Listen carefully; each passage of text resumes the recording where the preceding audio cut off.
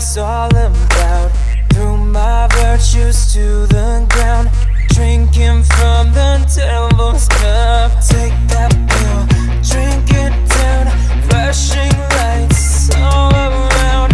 High as hell, drunk like I finally don't give a fuck, 'cause I'm breaking all the rules tonight. Not going down without a fight. As long as I'm still breathing, doesn't matter how hard you might try. We can take this freedom.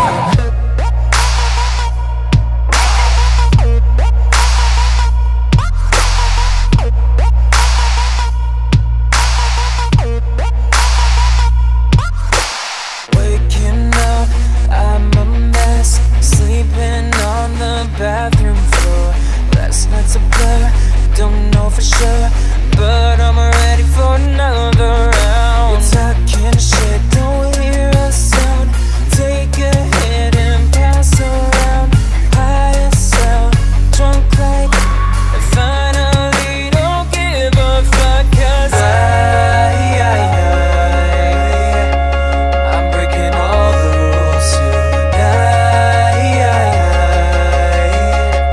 Not going down without a fight. As long as I'm still breathing, doesn't matter how hard you might try.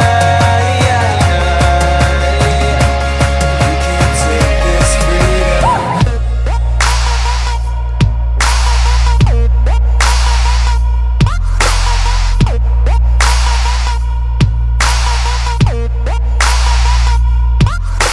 You try to box me in and chain me down. I can do as I please, so shut your mouth. Show my innocence gone and say what I want. Can't say me. Hey, this is Overpass Live. My name is Eric and I make apps. Hey, I'm sorry guys that the live stream is late today. I wasn't sure if I was going to be able to do it this week because I had to go to like another school thing for one of my kids to go to another university, and I was racing back to get back in time. I thought if I could get back by 5, I'll do it, and then I was able to get back by 5, but then there's this, it usually takes me a while to close down all the IDEs and all the programming windows and everything I have down just to conserve space so I don't end up with memory issues doing the live stream. So once I did that, I plugged my laptop in, got everything ready, then realized I had to shut down. So that's the reason why I'm late. I'm sorry about it. But I wasn't sure if I was going to be able to make the live stream this week anyway. So I really... but you know what? I miss it. If I don't do the live stream, I miss it because it's the one bit I get to talk to, I get to talk to other developers, and it's kind of fun to do. So today I wanted to talk about a few different, things, but I think we'll answer questions to begin with. So anyway, sorry.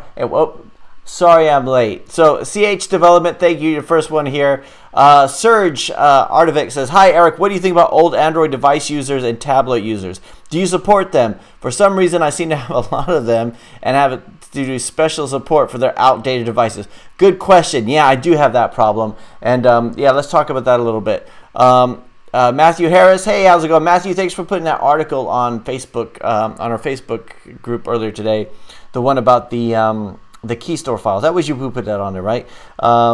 Because that's, I think it was a very good conversation there. I still use key store files, and I still lock them that way because I find it just to be easier to do and store the key store files. I haven't started using Google Play's new way of doing those yet, but and I keep thinking maybe I should. There's a developer, so we did an application for a client. And we don't support it anymore. They got a new developer. So their new developer keeps emailing me with questions. And one of the questions is, how come Google won't accept this? And I said, because you need to assign a key store file. I was like, well, how do I do that? And I was like, Google it. It's like, Google it. I'm not going to walk you through that step. But yeah, thanks for putting that on there. Rodrigo's here. It's not a party unless Rodrigo shows up. We'll see how long I last today. Every week I make about 20 minutes, and I have to leave the computer and watch it on replay later. Hey, that's no problem. Hey, you know what? This is for everybody on replay who can't make it. Actually, this is for everybody because one of the things when I go to these YouTube events and when I talk to YouTube people, they say I'm supposed to ask for subscribers, and I never do. At the beginning of every video, I always forget, and it always sounds kind of cheesy, so I'm going to say it now. For those of you guys who haven't had a chance to subscribe, please subscribe, like the video, comment, or dislike it too. I don't mind if you dislike it, but I think the subscriptions is, you know, it's mainly so you don't miss any of the live stream. I guess you guys, if you're watching the live stream, you guys have seen it anyway, so you guys are probably all subscribed. Billy, hey, how's it going? Fist007, how's it going? Bala Murali through Apathy says, what's your thoughts on NativeScript? Is it better than Ionic, means of dependencies or app maintenance? Good question. Let's go. We'll go to that in a second. And Carol VDW, hey, how's it going? So let's go to the first question, which was from Serge, saying, how do I support older devices? First of all, you guys can hear me, right? I just thought I'd check. Supporting older devices, yes, I do. So EarSpy, I think it supports Android.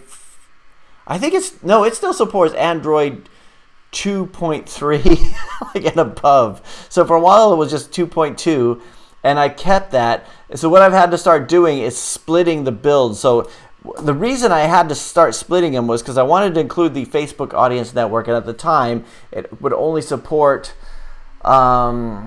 a certain version, and so what I've done now is I've got two builds. So I've got and I don't necessarily have it as two different flavors. What I do is I comment it out and create two separate builds every time I release it. So I in my my Android's my build file in the project, I actually go through and I comment out certain things, like take out the Facebook dependency because it wasn't supported in other ones, because I really wanted to support those older builds. And it's kind of annoying because, but it's not even so much of an issue anymore, because when I look at the analytics for the application, most of them are Android 4 and above. But I still think those people, especially like kids and stuff, they got those old phones their parents give them or whatever. They should be able to find something on the App Store. So I put that on there. But they're not a huge part of my user base anymore. And in fact, when we quote for new work, we never say we'll support those lower Android versions, but I still do. But I think for the last few builds, I haven't even released that side of things. So we still have the two APKs on that build. So I can show you what that looks like for those of you guys who don't know. Let me just, I don't think there's any reason why I couldn't show you that. So let me just go into that. I'll go to my screen here in a second once I bring it up. So let's see.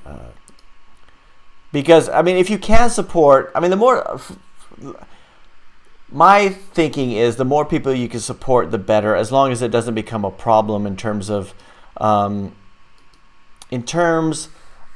just like being a hassle to deploy. So like Amazon App Store, for a while we were as a matter of course we were distributing to Amazon as well as Google Play, but I wasn't getting a lot of users that way, and it got to be more problematic to release it to Amazon, just in terms of doing the screenshots and updating everything. And they kept chasing me for updates, and we noticed that Google Play has version 1.3.6 and you only have 1.3.4 on Amazon. You need to update it, and I'm like, dude, nobody's even downloading it from there. Nobody cares. But that was the way it goes. So let's go to show my screen here. This is one of those situations where I'm going to show my screen, and it's going to be, let's go to manage.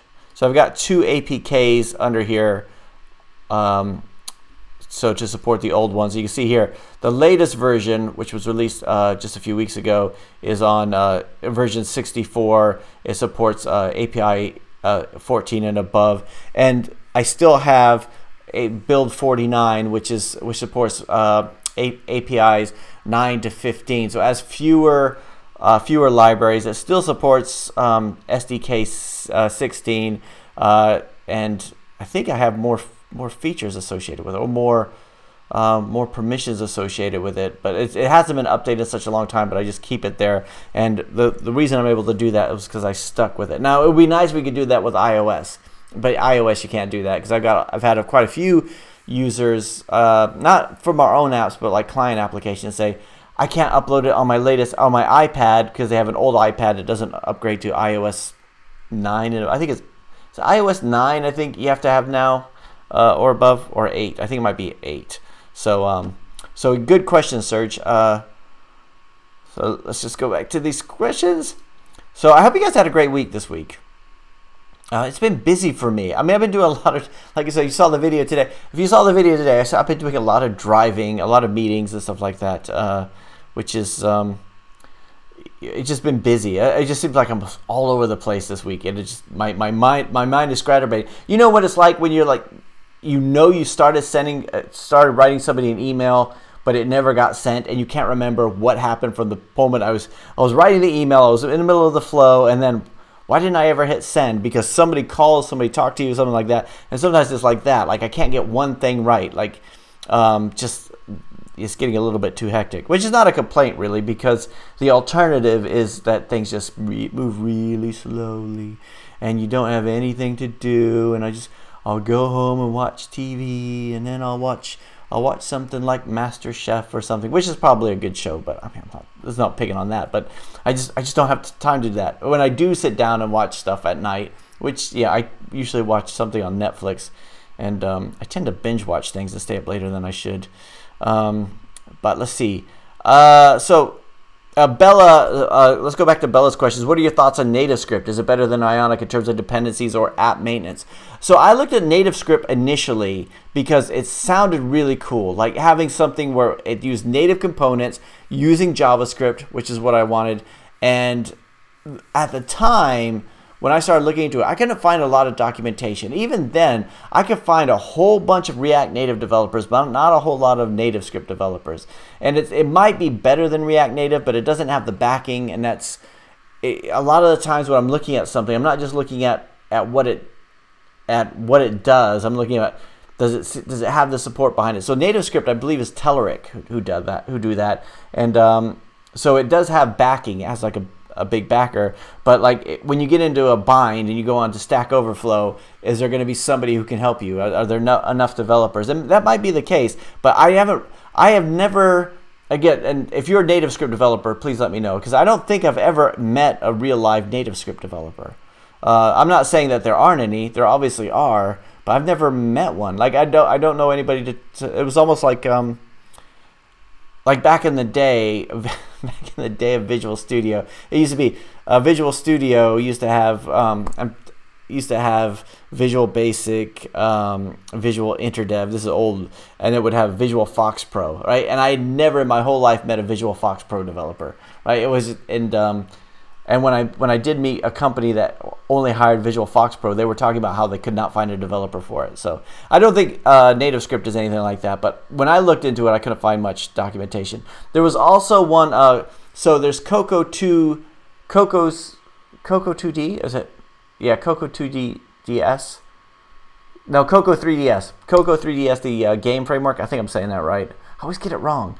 There was a JavaScript version of that, and so it was done in C++, I believe, and there was a JavaScript version that came out, and had the same situation there. I couldn't find enough documentation on it initially, and the community may have grown a little bit, but you never know if it's going to take off or it's going to die off. And even one of the languages that we use, Corona, which we use Lua for, I'm always under fear that that's going to die off or they're going to stop supporting it or something like that.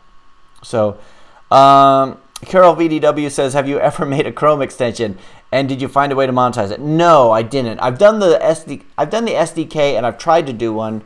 It wasn't like I read the documentation, did the manifest file. I loaded it in my local browser. I was playing around with it. What I was trying to do, I was trying to like scrape LinkedIn pages, which is I guess you're not supposed to do, but I just wanted to go into LinkedIn and get leads that way and put them into a spreadsheet. But you could do a lot of that stuff with the LinkedIn Sales Navigator, but I wanted it in another format. So I was trying to write something like that. There's some out there that do it already, but they're not very good or they're really expensive. So I thought I would write my own, and it was so I started doing that, but I never released it. I don't even think I've finished it, so I don't know how to monetize it. Every Chrome extension that I've seen that's been monetized has a service behind it, like an API where you have to go and then pay for it. So again, going back to lead generation, there was Hunter.io, I think was one that we use, and we have to pay for that in the back end. Grammarly is a good one. Is an extension where you have to the subscription associated with it. So, but I have never done that, Carol. So Rick Calvert says, good news, Apple took me off suspension. I mentioned it last week and approved the app in questions. Oh, that is weird. Cool. That is great, Rick. That is great because I've never heard of anybody being suspended before. That's really cool. That's fantastic. See, Apple, I think Apple can be reasoned with. At least they answer your emails. At least you get somebody on the phone. I mean, but I've had conversations with Apple where I couldn't get them to budge. I mean, the whole 4.3 thing. And I did some consulting for a company last week who I need to follow up with, who they also were having 4.3 issues, and they hadn't done anything wrong. And so they've been kind of going through there, and we're trying to find the best wording to get to somebody from Apple to react to it, and something like that. Rodrigo, 2.3, are you crazy? Even though I stopped supporting 4.4 this year, I think it's just because I already had it. Because your agent, I wouldn't. Like if I was building it today from scratch, I wouldn't support 2.2, but it was just, because I've been going for so long. So yeah, and as Fist007 says, they still have old phones. I'm gonna try something new here. Let me just try something here real quick. I'm gonna try this. Nope. Let's see. All right, does this work? Can I scroll this? I'm trying to find a way that you guys can see what I'm referring to, but I don't see anything here. Oh, I guess that's a little bit right. So let's see. So we got Diadama Lol says, hi Eric, on your page on the contact section, your mail and phone number aren't clickable. Is there a particular reason not to do it? From a UX perspective, it's quite nice. Thanks very much for no, there's no reason why we're doing it that way. Let me go back to just that. There's no reason that it's not clickable. I think it's just didn't think about it. There's one thing that I tend. Okay, so the phone number. A lot of people say you need to have the phone number at the top. You need to have inquiries. You need to have the phone number prominent. But a lot of times, it depends. Like I don't want necessarily everybody phoning all the time. I'm on that and it was just bad from a business point of view. But from my point, like we have a form that people can fill in if they want to get a ballpark quote. People can email, but a lot of times when the phone rings, it interrupts from the flow. I don't have people dedicated to answer phones yet, so that's one of the reasons why I don't make it so prominent. In the early videos, like the first 5 or 6 videos I ever did, I would say the phone number at the end. Say, so if you want Overpass to do your app, just give us a call on whatever 0845-834-1008, and but don't anybody call because there's nobody to answer the phone. But in the end, I just stopped doing it because when the phone rings, like I was just driving back from Gloucester University again, and the phone rang a few times, and I could answer it, but at the same time I don't have a notepad to take all the notes down and everything, so I prefer people go through other things. But we're working on different methods of doing that. But there is no reason why. I have no excuse to answer your question, Diadama, none. Carol VDW says, do you know the Pocket Gamer Biz? Do you know the Pocket Gamer Biz channel? They post sessions of their Pocket Gamer Connects conferences on there, all about mobile apps and games, but they barely get any views. No, I've never watched any of them. And the fact that they don't get any views is not unheard of. I mean, I see a lot of channels that are really good that hardly get any views. A lot of people criticize me for not getting very many views, but I think I get plenty. So a lot of times, but there's so much more involved in doing the YouTube than just posting things. And this is one of the things, if you're going to do it, you might as well learn how to do it properly. And this was what, if I had time today, the video I was going to do today outside in the sunshine, so it was a really nice day today, was I wanted to talk about this. So I was sitting at this university and sitting in the auditorium listening to a talk by one of the, like the heads of the school or whatever, and he had a very monotone voice, and it's just droning on, and I was, you know, I felt like I was back in school again. My eyes started to get heavy, and I started to, you know, I just kind of wish he would just enunciate things a little bit more, or just pause or whatever. And I think it bothered me the fact that he was in a situation where he has to speak in front of, I mean, I'm not saying he's bad at his job, because he obviously is. That's how he got the job. But that part of his job is speaking in front of large groups of people, and he should learn how to do that a little bit better and maybe practice a little bit more. That's kind of what I was thinking in my head. I wish he had done that, right? And even though it's not his core job, he's not a public speaker probably. And I think that's the same way with a lot of things. If you're going to release apps to the App Store, you need to know, you can't just do the code and release it and expect it to do. You have to learn kind of the subtleties of the App Store and how it works, and the keywords, and you have to read those things you never thought you'd have to read. If you're going to put YouTube videos on, you should look at how how to put the keywords in for YouTube, how to do the the links and the marketing and everything like that, and view the analytics. And it's not just producing content and putting it out there. The same with blogs and everything like that. And there's a whole lot of other things to do, but I kind of you know how they talk about soft skills in business. You know, you have to know how to negotiate, or you know how to, small talk or whatever. The soft skills, the things that are not really important, but they're just kind of what you have to do. I think there's a lot of things in programming that are just kind of what you have to do. They're not the core, they're not the most important, but they're just things you have to learn how to do. And I think, just that's part of it too. Like if you're going to do YouTube videos, just kind of learning how that bit works. And I'm sure they'll get more viewers though eventually if they just keep posting good content. But I haven't looked at it. I'll have a look at that. Thanks, Carol. Rick Culver, Ozark is a great binge watcher. Rick, I have watched. All right, so Rick, I have watched all of Ozark. I've watched both seasons. I've watched the latest thing I've been watching. I've been watching on. So I have Netflix, I have Amazon Prime, and I have Now TV in the UK. So I've got lots of. So I've been watching my Magnum PI, the reboot that just came out, which is really cheesy and corny, but for some reason, and I never watched the original Magnum PI, even though I'm old enough. But I've been watching that like this past week, and the latest thing I binge watched was probably Punisher. I watched all the Punisher, so I've seen all the Marvel ones too. And it's usually like I never feel good about myself for watching it. And Star Trek Discovery. So tonight, after the live stream, when I go home and have pizza, I'm gonna watch Star Trek Discovery because there's a new one out today. So Carol VDW says, other question, I'm working with a designer for the first time. Do you have any tips for communication between a developer and designer? Yeah, if you could sketch out something for them, it would probably make it much easier for them. So for me, I think I work well with designers because I'll sketch something out, but I also let them know that this is not how it should look. So I did one.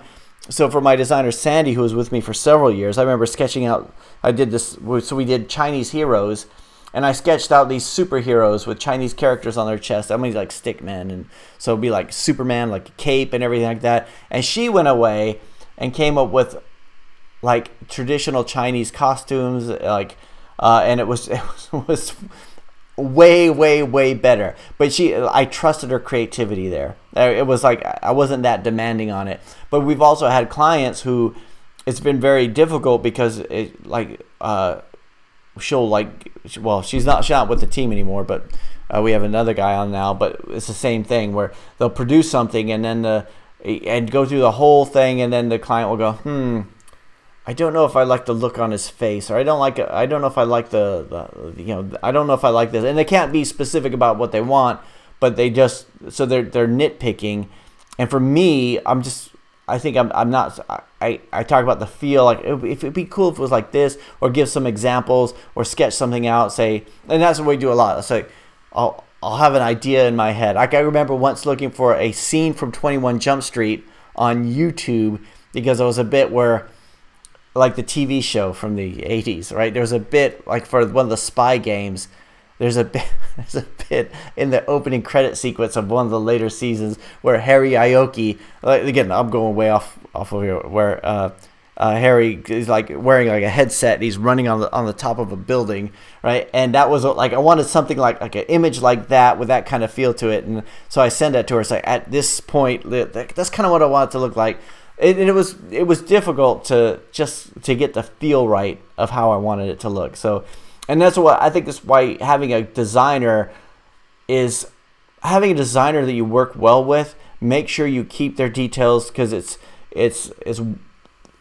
so difficult to get that communication right, or just someone you can trust, right? So with my designers, it wasn't so much that I would tell them exactly what to do. I would give them a few suggestions and say, kind of like this and did this, and they might sketch something out and send back just like some sketches, and I go, yeah, maybe not, but I don't want it to be the finished product. I don't want to be reviewing the finished product. And sometimes it'd be like, take it and run with it. And that was the great thing about it. I knew the quality. After you know the quality of the work, it's like you're not just hiring them to make you something. You are hiring them to contribute to contribute their creativity to your project, if that makes any sense. And I know other people probably don't like to work like that.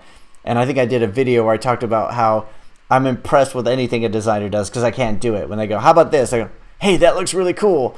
So I'm not very specific, I think. Sammy Wright says, Dart? Yes, please.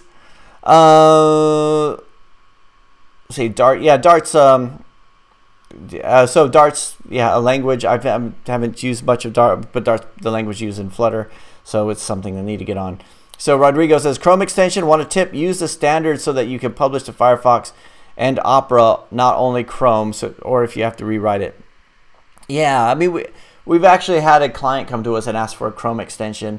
So it was good to have that experience to know how it works, right? So it's not like just magic. Like, I have no idea how a Chrome extension works. Like, sometimes somebody will come to us and say, I want to do a wallpaper application, right? Which I met wallpaper app developers, but I don't know how they work. Like, so I've never used one, but I could kind of figure it out. I could, I'm sure I could figure out how to do a wallpaper application, but monetizing it is something I don't understand, unless it's always in the and that I did at a Google event once. I met a wallpaper app designer, and my first question was, how do you monetize that, right? And so you'd have the premium ones, and he had ads, but you don't see the because you don't see the ads very often, only when you change wallpapers.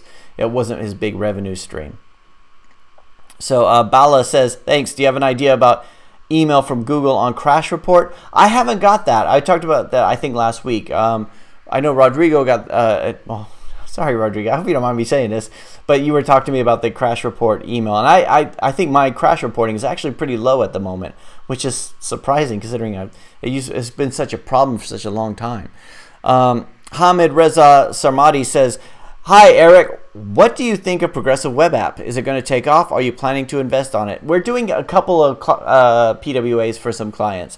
So I do think, I think it's going to complement, I think it's just going to be like the web. I think it's going to be, rather than responsive mobile sites, we're going to talk about progressive web apps. I don't think it should be its own entity, because I don't think I don't think a lot of the end users particularly understand what it means. So I've never said, hey, do you want a PWA, and had somebody know what it was, right? So because it's such a technical term, but I'll say it's like an app, but it's not an app, it's on a website, but it's not on the App Store. So so I think it will. There's so many use cases for a PWA that an app is overkill for. So like let's say you have an app that somebody's only going to use once. So like some of the clients that contact us, they're talking about an app that will help someone design something or order something, but it's not something they would order all the time. It was just like, it's not worth downloading an application and installing it,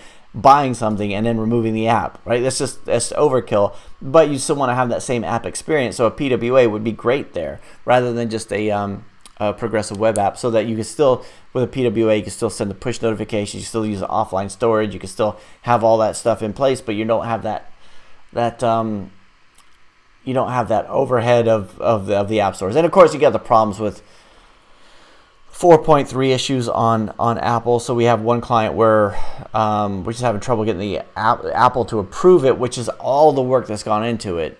And I mean, so much work that went into it, and Apple's like just being, they're just being difficult, and it's really difficult when you get to that point. And you think, what do we do? Well, PWA is an option, so at least we can get something out to the users. Because somebody asked me about this, I think on one of the comments, which I need to answer.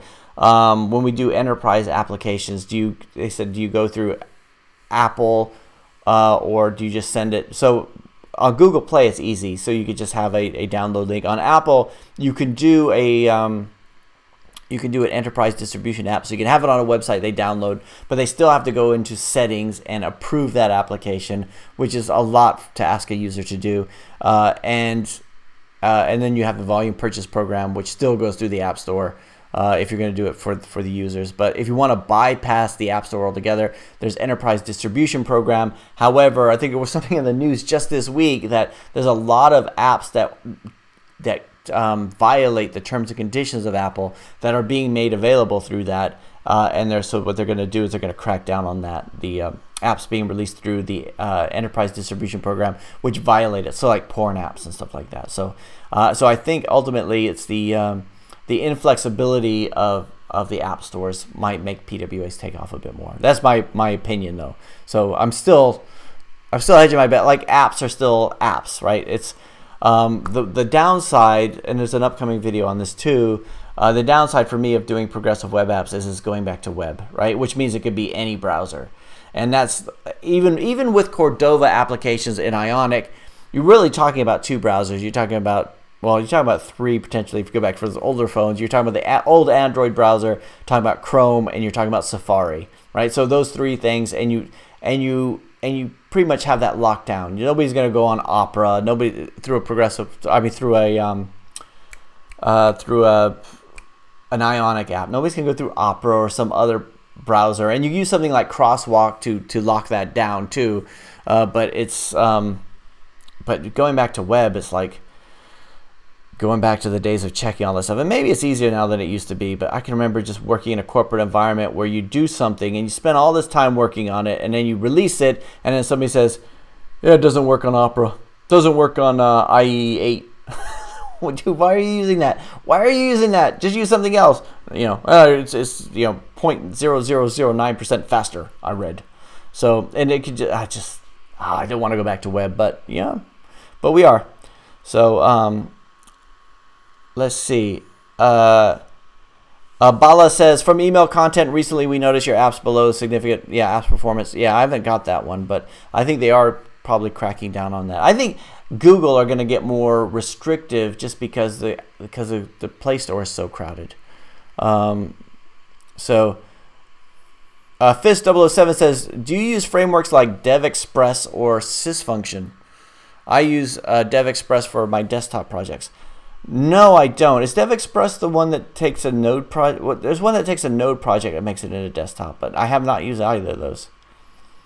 Jay Matthews says, I'm working on trying to name... Okay, Jay, this is tomorrow's video. So I have answered your question tomorrow for tomorrow's video, Jay, but we'll just answer again today. So I'm working on trying to name a new product, and it's proving to be very difficult. Do you have any tips on coming up with a name? So much to watch out for, like domain name and trademarks. So yeah, you have to watch out for domain names and trademarks. But so tomorrow is where I answer that question, and basically what I said was, don't just try to make it as helpful for your users as possible, so they know what it is. But don't go the other way where it's just keyword driven. Like you wouldn't say, like you want to make a game and call it 3 in a row game, although that might be what somebody's searching for. But you might do something like I always like to have a nice name. Like if it's a movie, it's like a piece of art. I don't want to call it what it is, but I've read books where app developers have said, just call it what it dosh. Currency calculator. That's a good name, right? And I think, yeah, but there's already so many people using that name. But I want to call it something else, like Cash-O-Matic currency converter or something like that. But also have that bit on the subtitle so they know what it is. But I'll cover that more in detail tomorrow, Jay. Hopefully that's okay. I don't want to ruin the surprise. But I think the reason I mentioned it in the video was because we get the comments on and everybody answered that too. But for me, I think naming an app is one of my favorite parts of it. Because you start to think about what that sounds cool. So Vuko says, I have worst experience with Apple. 1 month ago, my dev account was flagged for remove without any reason from Apple. I still don't have any news for them. Is it permanent? Well, not according to Rick. He got his put back. I don't know if running a second company in the future or make a second account will be allowed and solve the problem. Is it the end of my adventure with Apple? I don't know, Vuko, and I'm the same way. People have asked, can you set up multiple Play accounts? Can you set up multiple Apple accounts? And I met other developers who have done that. When I was in a mastermind group, and it was the first time I've ever met other app developers, a couple of them were like, they set up multiple Apple accounts, and they had to set up different bank accounts for them and different credit cards. Like, they just set up everything, and it just seemed like such an elaborate hoax to do, right? Like, I mean, it sounded like something they should just let you do, right? I should be able to have, so in Facebook, I can have multiple Facebook pages. In YouTube, I can have multiple channels, right? Why can't I have multiple accounts in Google Play or multiple accounts on Apple and just have it all associated with my one account?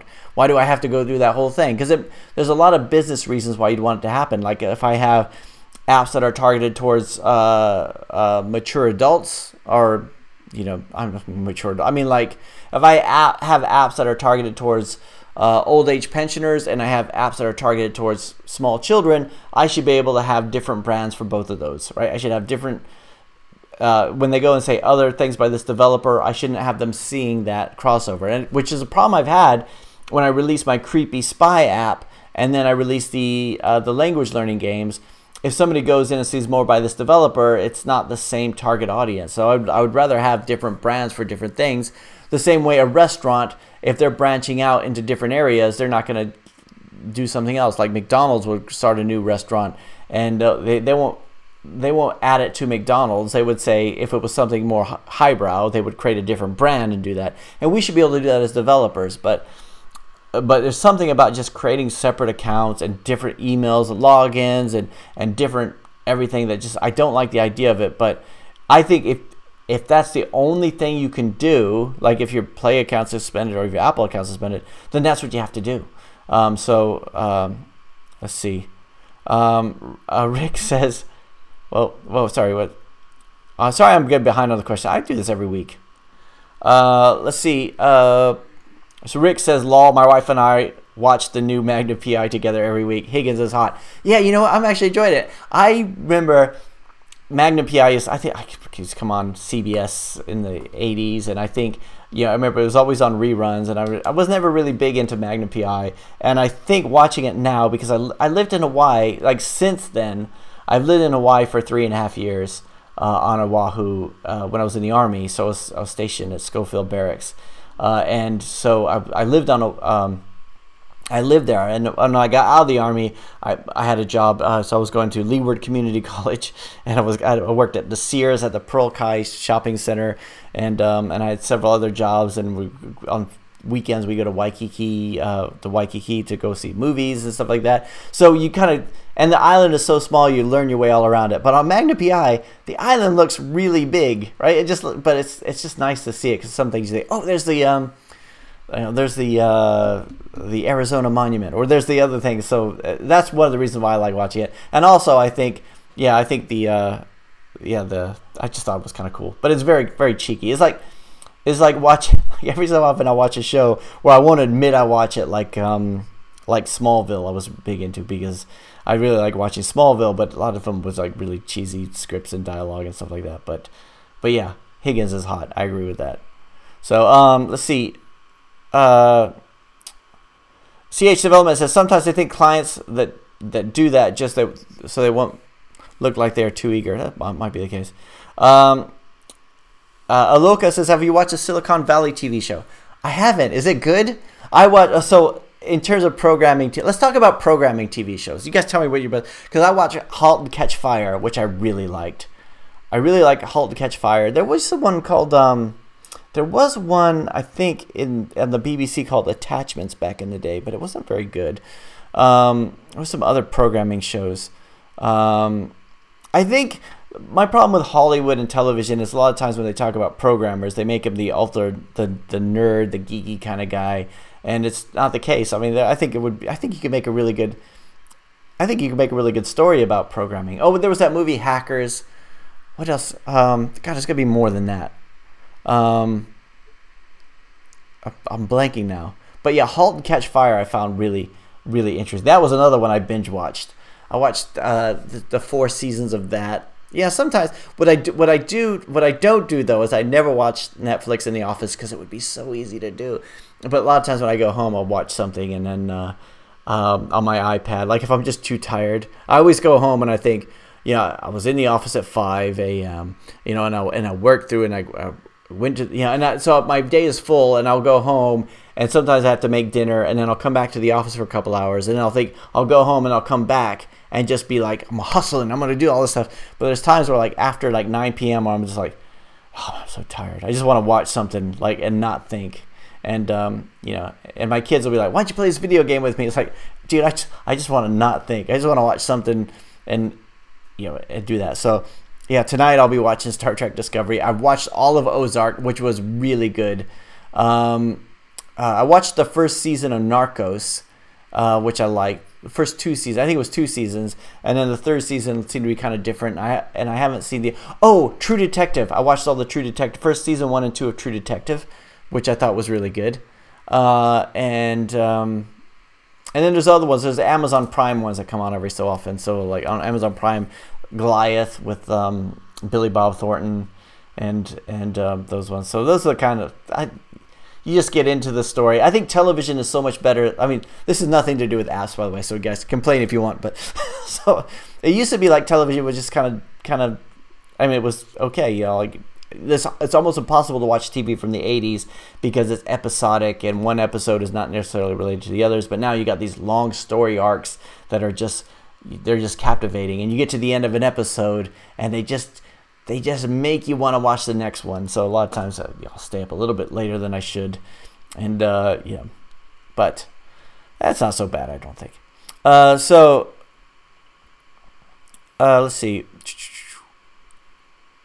So that was Silicon Valley. So random rendered says we will hit back on in a human act in Kashmir. We will hit back on in human act in Kashmir. I'm not sure what that means, random rendered. JP says, does Google AdWords work for advertising your app? Yeah, it does. So if you use universal app campaigns is one way to do it. So I think with universal app campaigns, according to Google, is they use machine learning. So you could go in there and say, I want it to attract. So it's, if you're hooked up with Firebase, and this is what they say, and I can't tell you, and I've done this, but I can't tell you whether or not this works. So you can say, I want people who are more likely to make in-app purchases so that what they'll do is they'll look at people who make the in-app purchases within your application and then find lookalike audiences for that and use machine learning to do that. So they're trying to optimize it that way. The thing that bothers me about Google AdSense campaigns is how many people I hear about who are fake clicking, or they have their little service that does that kind of stuff. And I know the thing I like about doing ads through AdSense is that I could put like a really low bid and get something and have it display. Whereas like on Facebook, it's usually a lot higher. So when you look at your cost per click, I can have a lot of things going through, but a lot of times you'll have those clicks and you'll see the page impressions, but you won't see the downloads, or you'll see the downloads, but nobody registers, that kind of, if it's a registration app. So that's just something to look out for. And it's like anything. When you start small, start with a small budget, test it out, and look not at don't look at how much money I spent and how many downloads I have. Look at the conversion rate, because once you get the conversion rate good, then you can start pumping more money into it. Like you don't want to. So let's say if I spend $20 and I get 5 users, then obviously it's a very low conversion rate. So if I spend $20, I get 10 clicks. Yeah, that's way too high. But yeah, it's just doing that. So what you want to do is test it on a small scale before you expand out. So look at those numbers, especially the conversion rate and the click-through rate. Let's see. Douglas says, hey Eric, when it comes to releasing your enterprise app to clients, how do you do that? I'm assuming that most enterprises don't want their app on the Play Store and App Store. Yes, I answered this. I think I mentioned this a few minutes ago, Douglas, but I don't know if that was. I don't know if I said it. So on Google. So there's certain service, like some enterprises will use something like Microsoft Intune, which is a service that they can use, and they can set up all their users on it, and they just distribute it that way. So they can do Android and iPhone applications that way. I haven't had a lot of personal exposure with it, but I've had clients that have used that. We've used for clients that we've used the volume purchasing program on Apple. So for Google. Google's just as easy as just putting it on a shared drive someplace and have somebody go and download it. I mean, that's as easy as we found it.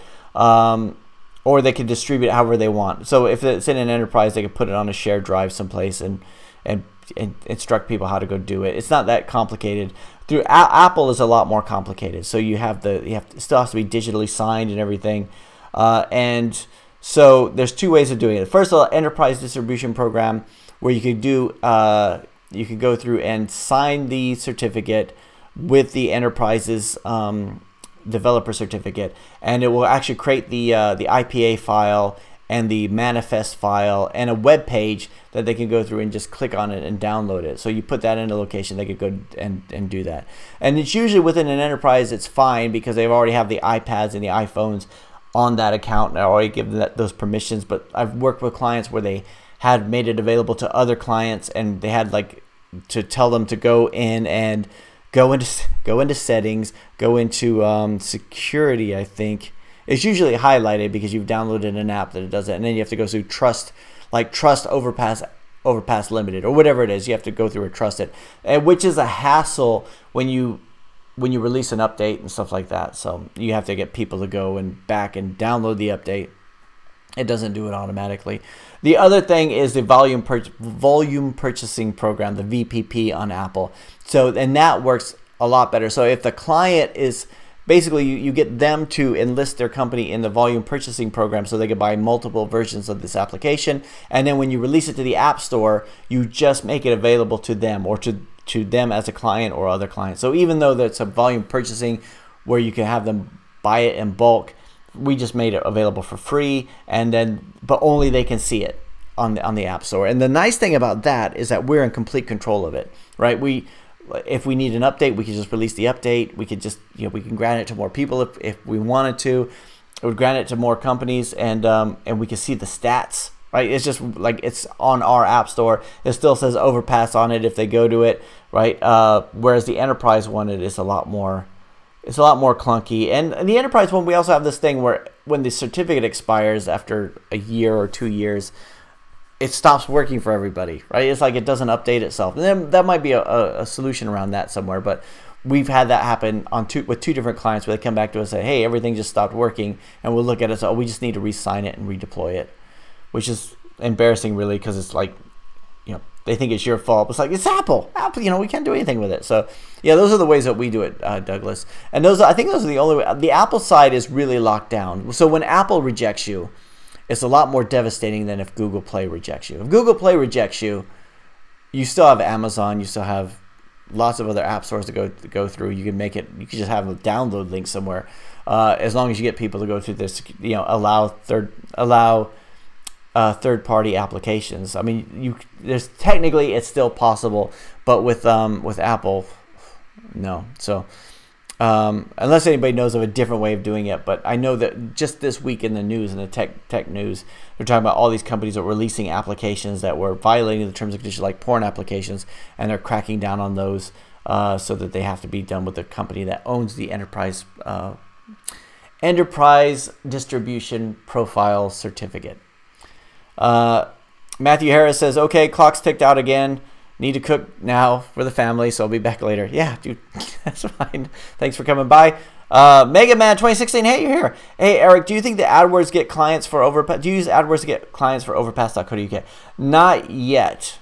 So, Mega Man. So one of the things, I talk to a lot of people who want to do videos, and I say, well, I do videos all the time. It's not that hard. Just go and do it. So it's like a lot of times where I was working with a business last week. Although it's not my business, I was just showing them how to do the videos and just giving them the encouragement to do it. And the hard bit is the mental block that they have. They don't want to put themselves in front of the camera, which is fine, right? And I have a mental block on doing ads. Like the one thing I want to do this year is to use AdWords and to use Facebook ads and to use YouTube ads and maybe LinkedIn, but LinkedIn ads in my experience so far are really expensive. So do some video ads, do the landing page, do the pixel, the retargeting, all that kind of stuff. But so far we haven't really. So so no, but that's the plan. We do have a lot of work coming. We have a lot of work coming in, which is good, but it's you know, I would like to scale that up.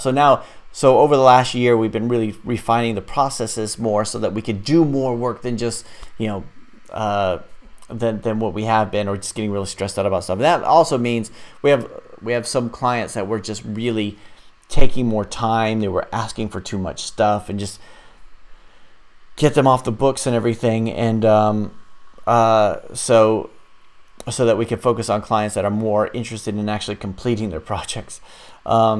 So let's see.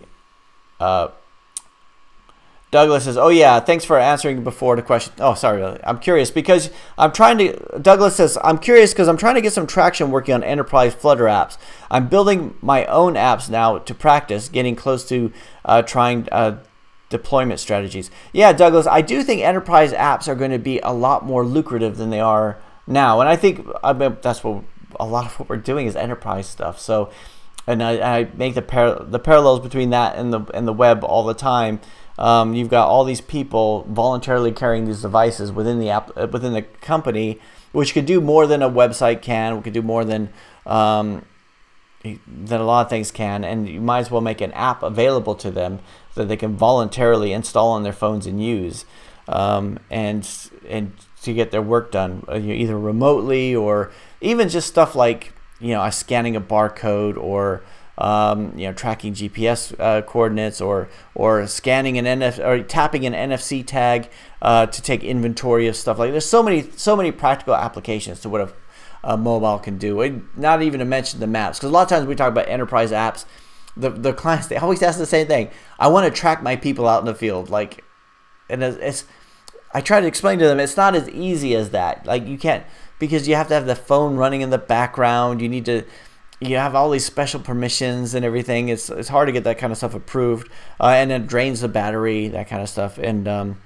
but it's still the kind of, when people think about enterprise apps, they think maps and GPS, but there's all the other things too that I think are even more exciting in that area.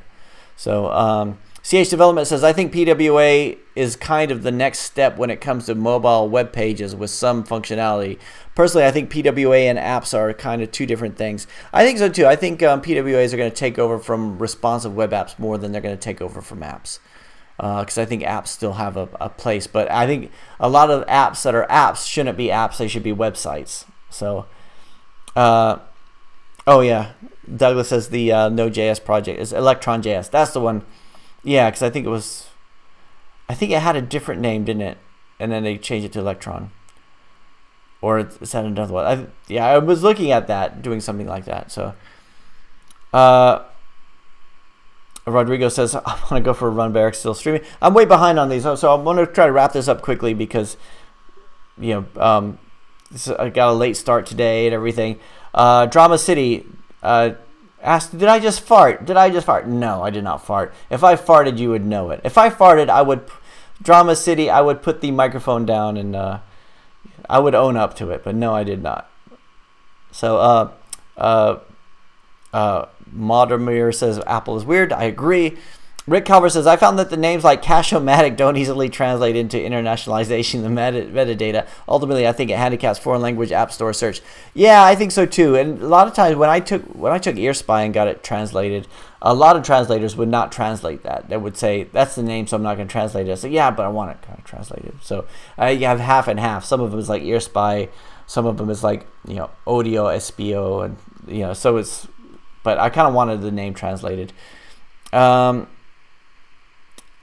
VDW, what's your experience with alternative methods of monetization? Lately, I've been interested in trying out monetized CAPTCHAs. I don't know what monetized CAPTCHAs are. I've had a lot of people, every time I go something that goes away from ads, and even ads are kind of on the side where I'm thinking, are we showing too many ads? I know it's a good revenue source. We're able to make it free, but are we showing too many ads? In-app purchases I'm more comfortable with because they're paying something, we're giving them something. Easy, right? Buying an app, but other things like the company that say, we are a marketing company and we want you to install our SDK so we can help with our marketing efforts or whatever. And all we need to do is have access to this, and this, or GPS and microphone. And you don't even have to, we'll just make, $10 CPMs. You don't even have to show ads. And that kind of stuff scares me. Like, I think there'll be a crackdown on that and it'll get removed. So I kind of just stick to the bread and butter, the meat and potatoes of it, but maybe I should examine more of that. I don't know what monetized captchas are. Like, it sounds like, I'm trying to think in my mind, based on what it's called, monetized captchas, what it would be, and I'm drawing a blank. Let's see. Okay, I will binge watch. Okay, thanks Rick and Aloka. I'll binge watch Silicon Valley. Jay says, has anyone used squadhelp.com? I'm thinking of using them to help with coming up with a name. Let me just have a quick squad help. Let's have a look at that on the screen here. Screen share it. Find the perfect name for a company. Squad help. Seriously, you don't really need help. Like, that's all they do is come up with names?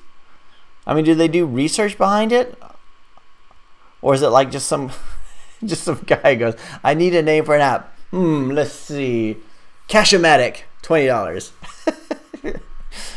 Or is it, there must be something. I think that might be overthinking it a little bit. But, I mean, what? If you come up with a name, you can always change the name later, right? It's, I think you should, and you might want to do it later. I mean, I think, but that's just me. I've heard people say, and I've heard people say that it's, your company name is not important, your app name is not important. I disagree. I think it's, I take a lot of time to think of the names that I want to give things, but then but it has to be something that I like, and I couldn't see going to somebody else and have them come up with them. I've worked for companies where they have gone to like consultants and said, they come up with a name for them, and they'll go, okay, here's 5 names that we've come up with, and they just went, they went away and came up with 5 names, and then we had so I worked at one company where some consultants came up with some names, and then we sent a survey monkey around to all the clients saying, which name do you like best? And then based on the survey, that was the name that they chose. And I thought, ultimately, you're the one who's going to have to live with it. You're the one who's going to say, this reflects who I am, right? This is something I feel comfortable doing, right? So, like Overpass is one where I thought, yeah, I can see how that works. And I've said Overpass so many times over the last 15 years that I'm happy with the name. I can say it. It rolls off the tongue. It's like, if I was called something else like, Techno Fart Productions or something like that, I would feel ridiculous saying it, even though it might be more catchy or whatever. So that's just my opinion. But yeah, I think Rick, we can come up with some names. Let's come up with some names here. Anybody got any names for Rick to name his app? Let's see. Jesse says, what's your favorite Alexa skill, Google Assistant action, apart from your own, of course? Jesse, so here's my my 2. I don't know if you can see them back there. So I've got my Alexa. Move this microphone out of the way.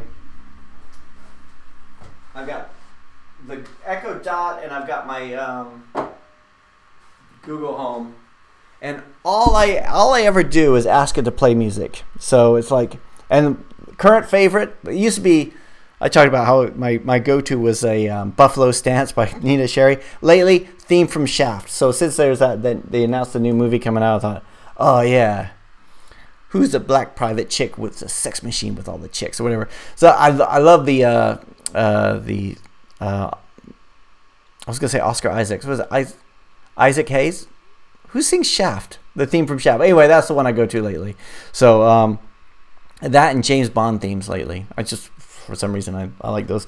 So but now that's the only thing I've been doing, and every time it seems like every time I try to get them to do something, it either doesn't understand me or gets something wrong, right? So but and it's confusing because, and but I think it's I think it's gonna be the future, but it's more just exploring what it was. It's stupid that because I'm on G Suite that the Google Home is not able to read my calendar. So if I say what's on my calendar, it doesn't know. But if I have my phone with me, it will know, right? With a Google phone. Siri is completely. I don't like the Siri experience at all, and the Alexa. Stop. That one I just haven't really explored it very much yet, but yeah. So, but I have been playing around. It's just, yeah, I'm getting used to it. I'm still like I'm an old dog and I'm learning new tricks. But hey, Jesse, do you use them? What are your favorite? In fact, you guys, what are your favorites out there? Bruno says, let's see, where lost my place. Bruno says AdMob pays more when I'm in displaying ads for iOS users. It does for me. I find my RPMs on iOS are higher than they are on Google Play. So I mean, the comparison between Android and iOS, see the difference?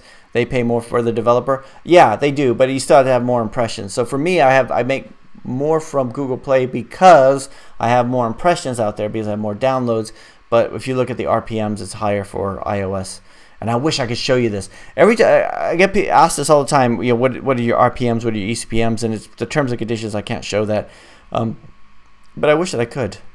Like if you were in the office with me and nobody could see, I would show you. But and I think it's probably because I'm sure it's not equal for all of us. I'm sure Candy Crush gets a better ECPM than I do. Maybe I get one bet more than somebody who has 10 downloads or whatever. And I'm sure there's some algorithm out there that people who are more likely to click on ads are going to get higher RPMs or whatever. I'm sure they've got something in place there, and it's probably why they don't want us to compare between us. That's just my theory, but I know it is against the terms and conditions to show it. Let's see. Aloka says, why don't you do a day in the life videos to show us behind the scenes? I think you might be bored with it. I think it would be awkward for everybody else. So when I started doing the daily videos, I did think that. I thought it'll be like a vlog, and I'll just show it. Hey, I'm gonna go talk to these clients. Hey, here's my clients. Say hello, clients. And there's people in my office. Say hello. And then here's my kids. Whatever. Nobody wants to do that. Nobody wants to be in front of the camera, and it's awkward for everybody. So that's why I just do the topics. But every so often I'll find new places to do it. I think you would find it. I think you'd find it boring, right? On a good day, and this week I've been to the gym all 5 days this week. This is the first time in probably 2 or 3 months where I didn't miss a single day. And usually what happens is I'll go Monday, Tuesday, maybe I'll have to miss Wednesday, and then Thursday it's like, well, I've already missed a day, and then Friday. So like it's almost like the Google retention chart. Like it just goes off, like it trails off, you know, on Friday whether or not I actually make it. So this week there were no awkward meetings. So like sometimes I'll have meetings with other time zones, so I either have to be up really late or up very early, and it throws off my schedule or whatever. So but this week was a very good week because it was so I got up at 4:45 every morning. So it depends, 4:30, 4:45, 5 if I'm, you know, it depends on the time I go to bed. And then I come into the office, and then I try to just, yeah, I used to come in and have chat with the team and everything, but now I just sort of stick to myself, and I try to think of, go through all my emails and then make a plan for the day, and then around 6:30 or 7, then I go to the gym, and then that way it's a habit, and I keep doing it. Well, it should be a habit anyway. And then I go home, see the kids off to school, and then I come back into work, and we have our team meeting at 9:30 every morning with the guys, with everybody. So we have everybody in the office, everybody's on the one call each day. And we go through the pipeline on HubSpot's so pipeline, and then it's everything else. So hopefully if I've done my planning, I have things in my plan to say, okay, today I need to work, this time I work on that project, this time I work on that project, this time I work on that project, and then then there's also the incoming stuff, the phone calls, the queries, stuff like that. But so that's like a good day. But then if you have meetings, something, so like I had a meeting, it was 2 hours away, so 2 hours there, hour in the meeting, 2 hours back, it's 5 hours, so practically the whole day was gone. But it was a good meeting, and sometimes it's good to get out in front of the clients. I've had Toastmasters meetings. I have Toastmasters meeting this week, which I had to go in the evening, and so that throws off. So I get home late, and then I sleep in the next day, and all this stuff. So it's boring. That's what I'm saying, Alokas. If I did it behind the scenes, you guys would be bored. It's pretty much the same. Jekishan says, hey, my name is Jekishan Patel, and I make apps. Awesome. Cool. Let's see. Okay, so Squad Help helps the trademark stuff. Yeah, I haven't done much thinking about trademarks and stuff. I know a lot of people do. Sometimes I get clients call up and say, what do you do about trademarks? Can you help me get a patent? And I've never done anything like that. I was just quickly get it out there. And I had a relative who created who invented a product, and I think he spent a couple years getting a patent for it. And I thought that's too slow. I'll just release it because it just seems like a long time to do it. So. Fist 007 says you named it Overpass because you love highways. Yeah, that's right. I think I liked the idea. So I grew up in San Diego, and it was a lot of freeways and stuff like that. And I like that. Like one house we lived in Chula Vista, it was up a hill, but like behind. So we were just facing the freeway. So in our backyard, there was a little backyard, and there was like this down the hill was a freeway, and you could hear traffic all the time, right? But you don't notice it when you live there. After a while, it's just traffic going in the background. And I remember people would come over and go, God, you just hear that all the time? Like, what? Right? It's just like this hum, occasionally a honking horn or something like that. But yeah, I think I did kind of like that. Mega Man 2016 says the bigger your app, the more unique you want the name, because you'll eventually become self-marketing like Hoover, Coke, etc. I agree with that. I think but you want something that you're comfortable with. So Alex says, hello, answer me. So did you ask me a question? If I missed it, I'm sorry, but I don't see a question there, Alex. But if you ask it again, let's see. Mega Man. All right, so Mega Man, yours was blocked there, but you said a day in the life video would be amazing. Please, seriously, it would not be amazing. It would be like, okay, so here's what, like, it would be amazing if I could stop and share with you guys all my thoughts. So I could say, I come in the morning and I'll say, you know what? I'm getting up in the morning. I'm going to tell you guys later how I get up in the morning and what a badass I am, but this really sucks because I'm really tired and I need to drink some coffee and I need to watch some motivational videos to get into a better mood. And while I'm in a bad mood, I'm going to look at everything. Everything I look at is going to be like, oh, this isn't done yet. Oh, that's not done yet. This isn't done yet, right? And I try not to email anybody because in that mood, I'm not going to be productive for anybody. All I'm going to do is whinge and complain, right? And then I'll go through all that stuff, and then I'll meditate. And then it's like a mad rush. Like, my New Year's resolution is to meditate every day, so I'll sit down and meditate, and I'll sit down and meditate, but then I'll sit down and meditate, and it'll be like, okay, focus. Hey, did I email that guy? No, don't think about that now. Focus. And then sometimes I'll just get up and email the person because it's so hectic. And then I'll go to the gym. And then depending on who's in the gym, I might feel like I'm just going to go on with my workout. Or sometimes there'll be like guys in there who are just big and buff and ripped, right? And I don't want to like do something stupid in front of them, like drop the bar or anything. So like So I'll try to look like I'm doing it. And occasionally, I'll suck in my gut and walk over there and do the gym because I don't feel self-confident in the gym. I've been going for like a couple years now, but I still, you see somebody who's either really ripped or even like a woman who's really hot, right? It throws you off because you're thinking, okay, just, look like you know what you're doing. Do the thing, whatever. And, so there's that, and you always and then you always have the situation like on the bench press where you try to lift more, you try to increase your weight, but you have that awkward moment where you're not quite ready yet, but you're just testing it out, and you go, nope, put it back down. So there's that. You got all the insecurities in your head for that, and then you rush home, see everybody off, go to that. I got 10 minutes to make some breakfast. I should make something healthy, but I don't have time to make healthy, so I'll have a bowl of cereal. Then you rush back to the office, and I'm constantly apologizing for the fact that I'm late for meetings. And then we have the team calls, which I think I should have prepared for this a little bit more, but I haven't. So we just kind of go around the group and say, what are you working on? What are you working on? What are you working on? Where are we with this? And they say, I've already emailed you about this. I'm sorry, I haven't read it yet, right? And then the client meetings, and we'll have the code, and a lot of times the code is like, okay, I just need to figure out how this is. Sometimes it'll be like the developers are working on something and they'll say, this isn't working. So I'm sure it's working, you're just not doing it right. And then I'll go in there, and then 3 hours later I'll be like, yeah, they're right, it's not working, right? So it's a network issue or something else like that. It's just tracking down that kind of stuff. And it's just like, if I could like do all that, that might be interesting, because every day just seems like, God, I just hope I can make it through this day. But I don't know if that would be a very, very interesting one. So let's see. Mega Man says, my banner ads earn more than my interstitials.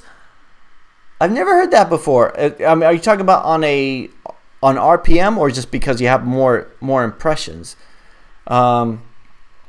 Neptune says, I want to see your team. That would be cool. I don't know if my team wants to specifically get on camera. So a lot of my team are in the Philippines.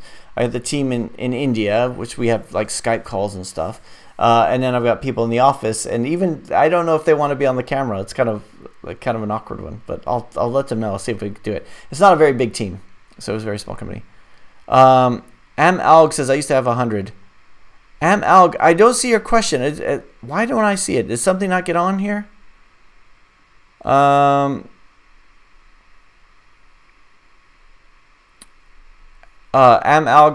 okay, so sorry, I'm gonna ask you your question. I'm not quite sure what it is. Jake Ishan says, it's amazing to hear my name. Thank you. Cool. CH Development, speaking of Toastmasters, any chance you're a Mensa member? No, I'm not. Toastmasters is the only thing I'm really a part of. I don't know what Mensa is. I'm not in the Masons or anything like that. Was it Masons? What is? But I was in the. So when I came to England, I joined a club called the Round Table after living here a couple of years, because it was like I didn't know anybody, right? Because I'm not sociable. I don't really go out very often. Although I have been going out more recently over the past year, but at the time I never went out. So I joined this club called the Round Table, and there was a lot of men of a certain age in their 30s, 40s, 20s, 30s, 40s, that it was just like every Monday we'd go out and do something, and it just got to be so much, like it was so hectic having that other thing on there. And even with Toastmasters, sometimes I'm like, I don't have time to do it. I have to do a speech on Tuesday night for Toastmasters, and I haven't written it yet. I don't know what it's about yet. They said there's a slots opened up, Eric, do you want it? I said, yeah, okay, yeah, I'm sure I should be fine. That was a couple days ago, and now I'm thinking, I'm running out of time. I got to write a speech, and I get really nervous speaking in front of groups. Although they say that, a lot of times they'll say you do a very good job at it. Let's say that I do a good job at it, probably because I do the videos each day. But I still get like to a point where I can't eat before, and I get really, really nervous. I'm constantly rehearsing it in my head over and over again. And you go up there, and it's a friendly environment. That's the nice thing about Toastmasters, is that everybody's really supportive of each other. Nobody's going to heckle you or say that was stupid or anything. That's what you're there for, is to get better at it. But still, I get very nervous about standing in front of people and giving a speech. So let's see. CH Development says 24K for the banners, 4K for the interstitials. Is that based on the interstitials?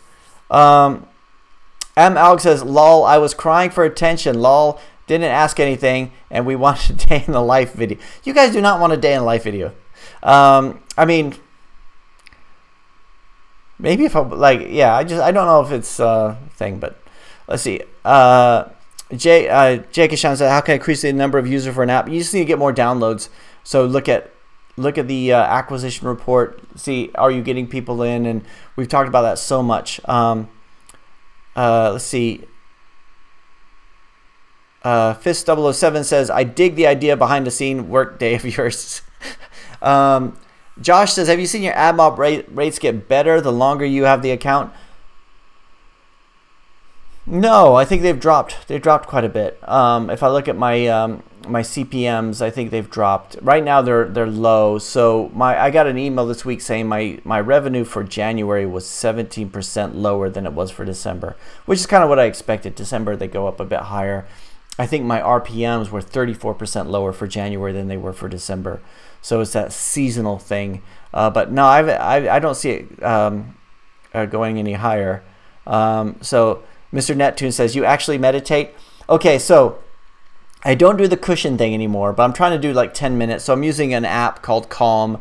I've used Headspace in the past, but never really were able to keep it going. And so I've been using Calm and trying to use the Calm application, which is the guided meditation. I've also tried to do the 20 minutes of just 20 minutes of just focusing on the breath. I've done the mantra thing in the past. I've done the taster session for a transcendental meditation, but I didn't pay the 500 pounds or 600 pounds or whatever it was to take the 3-day course.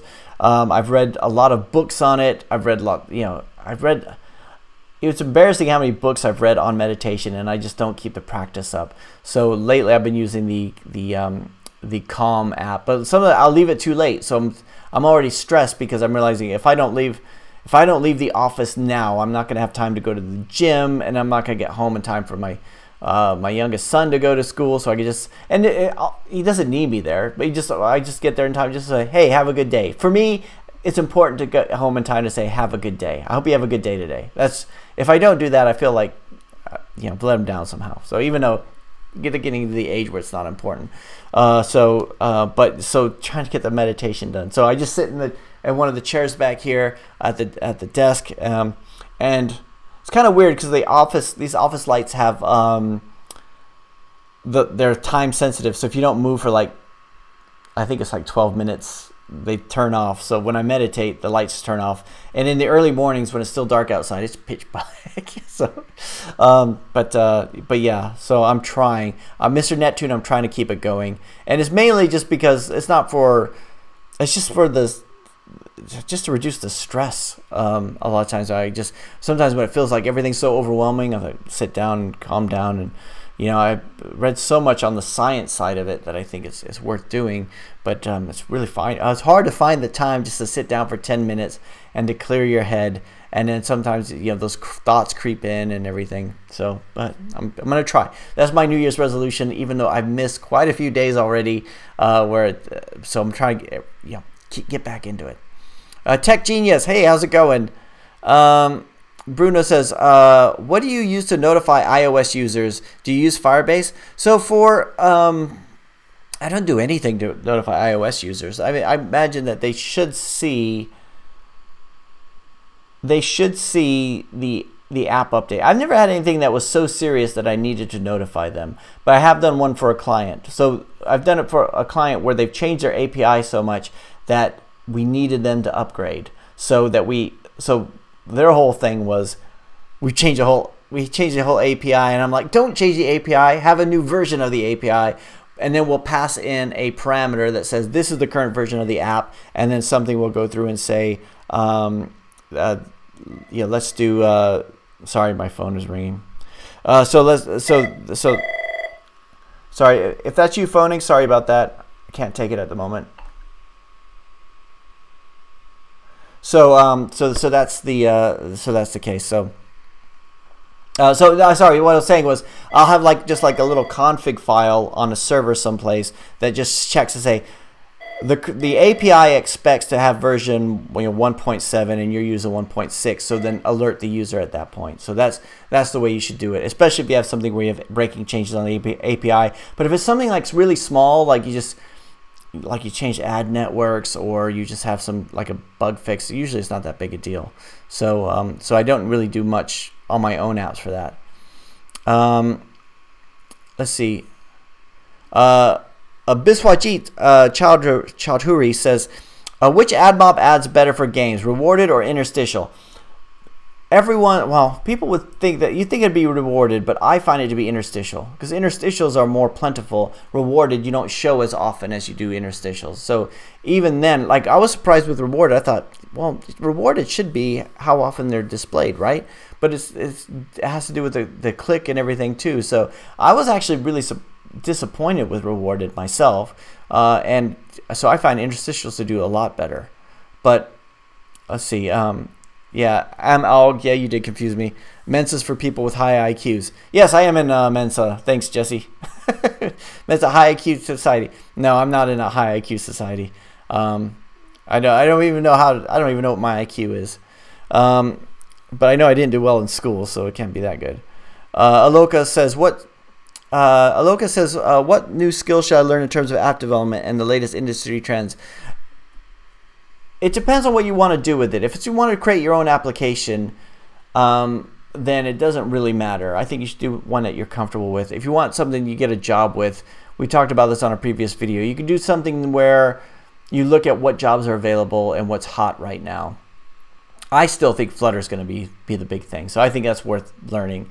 But if it's something that you're just doing your own application, then it doesn't really matter. It's almost, I was going to do this parallel on an upcoming video, but I almost think like the programming language is almost like a musical instrument, right? It's the you can make music with any of them, and it might sound slightly different, but it's really what you work better with, what you know, and what you feel comfortable with.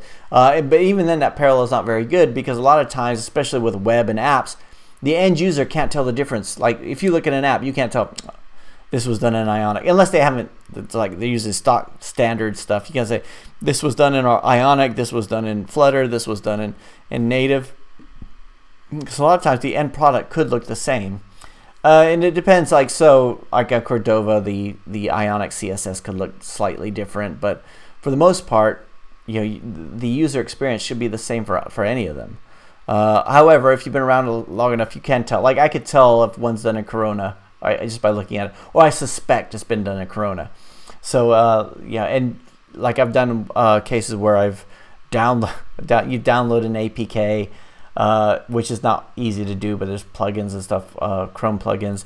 Download an APK, change the APK extension to .zip, and then unzip it and look inside of it. And especially in the early version 1 of Ionic, you could go through and see, like if it hasn't been obfuscated, you could just go through and see all the source code because it's not compiled in. But I think it's changed a lot in recent versions, but I'm not quite sure. Let's see. Madramir says, hello, is there any way I could check the app name or Google account name as copyright protected or not acceptable to use? I don't know. So for me, there's been this thing years ago when I came up with the name Overpass. I got the domain overpass.co.uk, and I looked at overpass.com and it was taken, but it was by this ugly website, and overpass.com had this ugly e-commerce website which was like an ugly GIF on it, right? And I thought, and I think I tried to email the owner to see if I could buy the domain from them, but never heard back. And even then I thought I probably couldn't afford it. I bet it's like, I bet they'll charge me something ridiculous, like 100 pounds or something, right? And or 500 pounds or something. So I thought I didn't even bother. And then years later, I would go on GoDaddy and I would make these bids for overpass.com, but like the owner would never use it. So I put on this GoDaddy service where it will alert me if the domain ever becomes available, and it never did. I kept getting this alert every year from GoDaddy saying the domain watch alert. So we'll say it's moved from, the expiry date's moved from this to this or this. And then I found that overpass.com they're doing stuff now that are similar to, I don't know if it's similar, but they're doing like offshore software development, all this kind of stuff, which is similar to what I do. And I'm thinking, God, working so hard on Overpass. Now the domain with overpass.com, if somebody just sees one of our videos, Overpass, and doesn't know it's a .co.uk, they might just go there. So that's something where I probably should have worked harder to try to get that domain early on. It's a word, so I don't think I could have copyrighted it saying Overpass, but I never even looked into it. So I don't really know the answer to that. But if any of you guys out there do know, please put it here in the comments, because that would be useful. But that's one of the things that kind of bothers me a little bit, like, because it's like, God, I hope nobody goes to their website thinking it's mine, because we been around a lot longer, or doing this stuff a lot longer. Let's see. Mr. Neptune says you should give links to Twitter polls on what your next episode should be about. That's a good idea. That's a really good idea. But a lot of times people they say you should do a tutorial on how to make Android apps, and I think there's so many tutorials out there on that that I don't think I would be able to do one that's better than one that's already out there.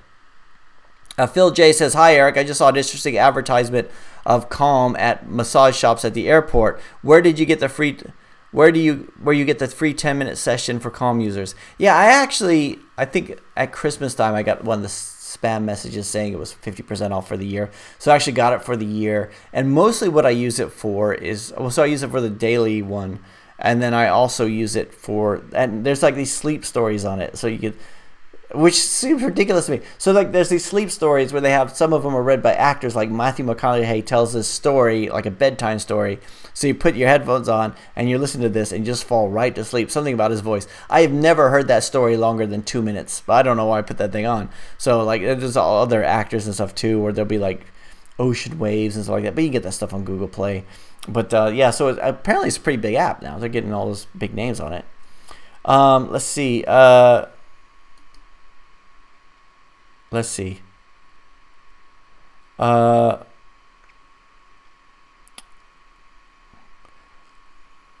you given the new version of Xamarin a thought? Fist007 says, I haven't looked at it. I haven't had the need yet. So, and one of the things I did look at, I did try to see if I could hire a Xamarin developer because I thought it would be good. But a lot of times, like doing client work, if a client contacts us, they very rarely pick the technology. They either want, so sometimes they might say they want it native and not a hybrid, but no, they never say I want Xamarin. So it's one of those things that we haven't really had a need to go that way. So Mr. Net2 says, why do you think Flutter is going to be big? I think it solves a lot of issues. I think it's the cross-platform solution that's for desktop applications, where I guess you got Unity for games and Corona, I think, for games, and you've got all the hybrid applications, and you've got React Native where you got all these dependencies held, and the Flutter one looked like it has Google's backing. Google, look what they've been able to do with Chrome, and they're not just a search engine anymore. That I think that they have a lot more to do that and to support iOS and Android. CH Development says Flutter is going to be big, seeing that it will be the language for Fuchsia. That's another thing I have written over here, Fuchsia. It's Fuchsia something I've been looking into a little bit, but there's such little information about it. Let's see. Let's see, Mr. Neptune, Overpass.com. How is this ugly? It's not ugly anymore. It looks really good now, but back in the day, back in like 2004, it was almost like, it belongs to somebody. No, it's not ugly anymore. It's a good looking site. That's what bothers me, but that's good. I hope they do well. I just don't want there to be any confusion about the name, really. It's the thing. So Guilherme Raphael says, Eric, today I earned like $250 a day using AppBomb. Awesome, but I will create my own digital products like ebooks and courses to sell to my audience. I'm afraid that Google changes, I lose everything. Yeah, I'm afraid about that too. But yeah, that's really good. $250 a day. That's better than me. Actually, that's better than I'm doing at the moment. Awesome. John K says, what tools do you show your clients? What tools do you use to show clients progress? Do they actually help with clients calling, emailing you less? So we talked about this before. Did a video called the empty update. So I've looked into everything. So for a while I was doing Scrum burn down chart. So we're going to go all Scrum because I like the burn down chart on Scrum because that shows the progress.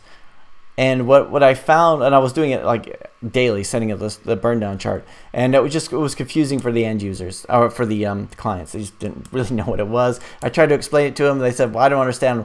Why would we ever be off course?" And I'm like, "Never mind, forget it." So now we just, and so I've looked at Gantt charts, and I just don't like Gantt charts. Because you're constantly readjusting them. I like the way Basecamp used to work, where everything was there's dependencies on stuff, but it's really just a list of stuff. So now we just do a spreadsheet. So we have a spreadsheet which is in Google Sheets, so all the developers can update it. We can do the daily catch up on it, and then we could just send that out with color coding, red, yellow, and green, saying what status it's in. If it's in red, it's overdue, or it's either overdue or it's not.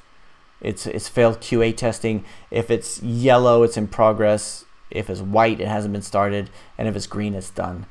So that we have that on there, and that sheet can go from 20 items, which are just the original requirements, to the issues being added afterwards. So, and we used to have use Trello too. So, and we stopped using Trello because it was adding another moving part to the process, and it was just messing things up. So we were saying we weren't sure if Trello was the master of the data. The developers weren't sure what they were supposed to be testing. So in the end, we finally stopped using Trello. Although I prefer Trello, because Trello, you have a lot more space, where if you have one line in a spreadsheet, there's only so much information you could do. But on Trello, you can add the screenshots, you can add, you know, the comments going back and forth. And for a while, we were doing like a link to the Trello card, and that we just got too much. So now we just dropped Trello. We may pick it up again. It's always evolving. But do they email you less? Yes. Now there's certain cases where I was chased up by a client a couple days ago because it had fallen out of the process. It was like I was the only one dealing with this, and it should have been our project coordinator on our team should have been there, but she wasn't looking. This was not under her thing, so it was like another project that I was kind of working on, and I was not updating. This is the problem. I hate being chased because I have not been updating somebody, and a lot of times it is just that. Is that case of, you know, you started writing an email for whatever reason, you got interrupted and didn't get it sent. And that's usually when there's a failing, when we don't update them. But the goal is that we update them before they chase. So, and doing the daily update was my solution, but then the client said, look, we don't want to, once a week is fine. So so that's it. So let's see. Too Much Wasabi says overpass.com looks quite nice now. It does, actually. It does. It's a good looking site. Mr. Neptune says you should put your website actual URL in the videos and in your description. Yeah, I know I should. Yeah, it's .co.uk in England. .co.uk is fine. Everybody gets it, right? But I remember for years my dad, when I try to say, so it's overpass.co. What? .co.uk, Dad.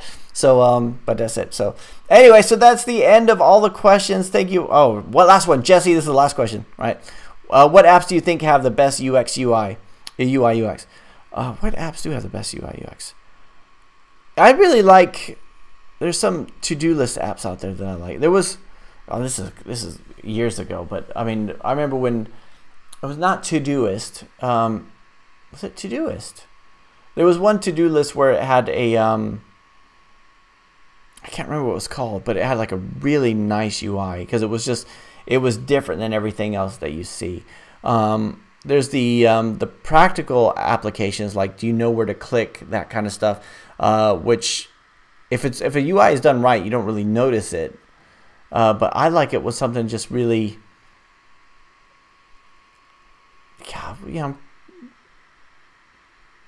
Calm, I think, has a nice UI, but it's completely different. You know, you got the nice calming thing. When the app opens up, you go breathe in, breathe out. I think Calm has a nice UI. I don't like Facebook. I don't think Facebook has a very good UI, but it's because it's so cluttered, but it gives you so much information, but you also know exactly where to look. So there's certain things on Facebook which I think they're more prominently displayed that I don't think many people would need them, but I think they're trying to push something like local and I think it's probably different for different locations because they roll these things out this way. But there's like on the bottom bar, you have your notifications, which we all look at because it has a number next to it, say your notifications. But then they also got the groups one in the middle, and then they've got this shopping one, right? Which doesn't, like, nobody's going to go on Facebook to shop, but they're trying to push that. So let's see.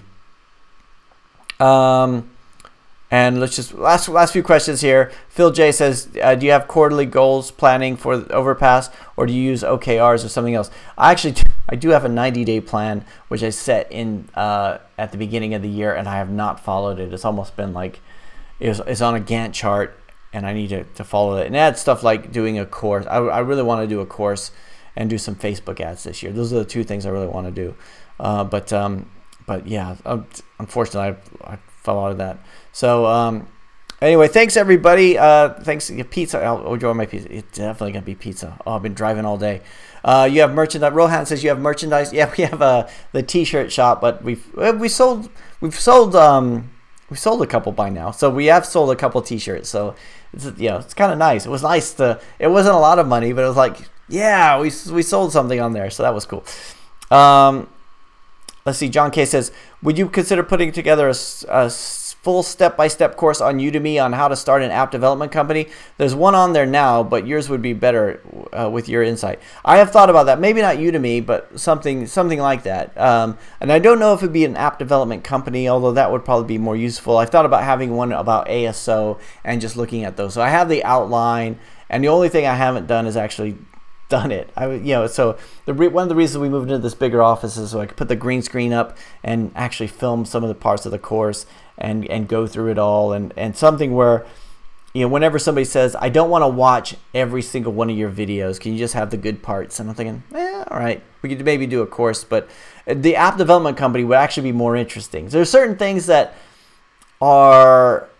there's so much information out there on App Store optimization. There's so much information out there on app development, but certain things that there's not a lot on, like getting clients and running an app company and how that would all work, which I could talk about all day. I mean, you ask me questions about it. Like so many times I've been criticized in the comments of the videos that you're not talking about apps anymore, you're just talking about clients, because that's what I think about. Also, doing YouTube videos is something that I find fun doing. So when I was helping a business last week do their first video, and that's not part of my thing. They just asked if I would help out, and it was fun helping the business owner get over their nerves and stuff to do that. So there's lots of things like that I think would be fun to do. But yes, thanks, John. I'll definitely consider that. I think that would be a lot more fun to do. So let's see. And Rohan, yes, merchandise. Don't use Atomy. Rohan says use Teachable. I have a Teachable account. And I'd set everything up, and then it's been months that I haven't done anything with it. But yeah, that's what I want to do, is a Teachable account. Exactly. So Jay Matthew would love to see a course about running an app company. I'd love to do one about it. So yeah, Teachable, Rohan, that's the one that I would use. And oops, sorry, didn't mean to delete that message. But yeah, teachable.com. So anyway, everybody, thank you very much for joining the live stream today. We'll try to do it again next week. I have nothing scheduled for next Friday, so we should be fine to not run late. And thank you very much for joining us on the live stream today. I will talk to you guys tomorrow on the daily video, which I'll be answering Jay's question about naming, and then and I'll see you guys next week on the live stream. Have a fantastic weekend. I'm gonna go get pizza.